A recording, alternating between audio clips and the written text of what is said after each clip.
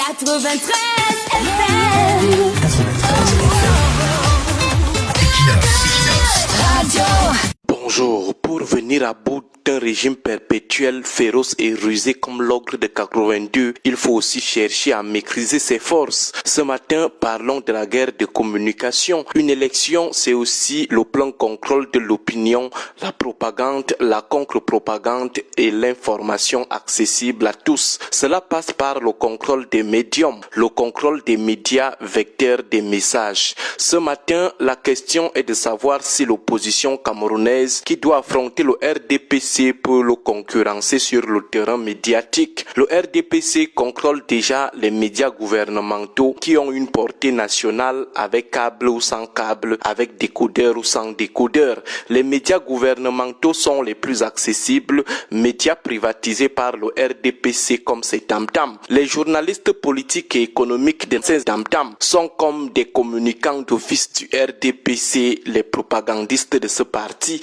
Les journaux entiers sont parfois consacrés exclusivement au RDPC.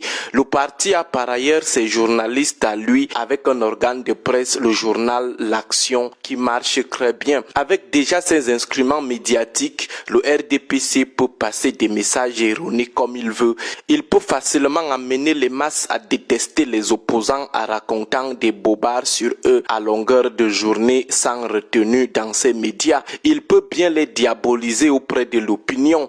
À travers cette armada médiatique, le RDPC instrumentalise correctement la population, la zombifie correctement, il propage la détestation de l'opposition correctement. En plus, plusieurs médias privés ont pour promoteurs les militants, les grands camarades du RDPC. Prenons le cas des chaînes de télévision et de radio à Yaoundé. Les propriétaires, la plupart sont les militants confirmés du RDPC. En plus, la plupart des directeurs de publication sont des fabrications des barons du RDPC ou des lignes budgétaires opaques comme les lignes 94 et 65. Une bonne partie des journalistes sont des gambistes, des tâcherons, des élites du renouveau ou alors font tout simplement du clientélisme auprès de ces élites. C'est pour cette raison que ces barons maintiennent la presse dans la précarité. Tout le monde est obligé de brader l'éthique et la déontologie pour des besoins de survie. Le RDPC, avec une moyenne d'un voleur au kilomètre carré, ces élites sont les seules à pouvoir offrir des chèques en blanc aux médias et aux journalistes à gage. Maintenant, en face, que propose l'opposition qui est financièrement un peu fauchée? Quelqu'un peut-il nous donner le nom d'une chaîne de télévision appartenant à un militant d'un parti d'opposition? Les élites de l'opposition sont propriétaires de quelle radio au Cameroun? Quel journal de l'opposition paraît normalement au Cameroun? Même sur Internet, quel est le parti de notre opposition qui dispose d'un journal en ligne qui parle de son actualité et de l'actualité nationale? L'opposition ne dispose pas d'outils de communication, d'information, de propagande ou de contre-propagande. Et nous sommes à quelques 5 mois de la convocation du premier corps électoral.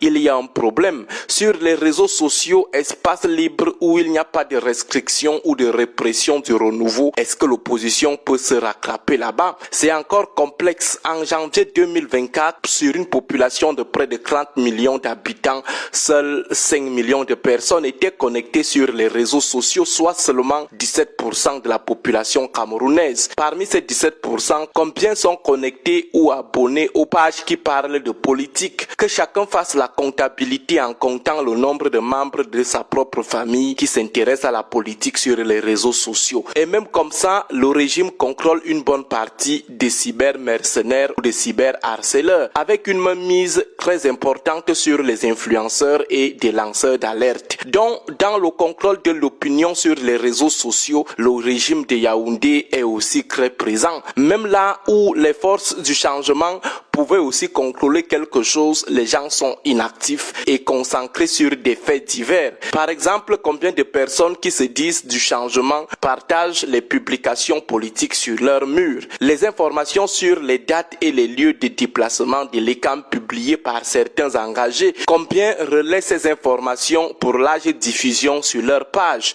Combien sont intéressés par les différentes campagnes d'inscription? N'est-ce pas, ils ont tous les yeux rouges sur la distraction du football depuis qu'on a engagé l'intensification de la sensibilisation autour des inscriptions. Combien ont déjà fait référence à cette campagne sur leur page Facebook? Donc, même sur les réseaux sociaux, les forces du changement piétinent. La question fondamentale de ce matin est la suivante. Si les mesures correctives ne sont pas pensées tout de suite et maintenant, comment les forces du changement comptent-elles contre le RDPC dans la bataille de communication, la bataille de contrôle de l'opinion? Une élection, c'est aussi beaucoup de paramètres à considérer que les forces du changement doivent corriger impérativement avant le coup d'envoi de la saison électorale 2025. Agréable week-end à vous tous.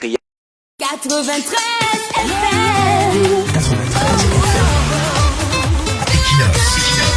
FM.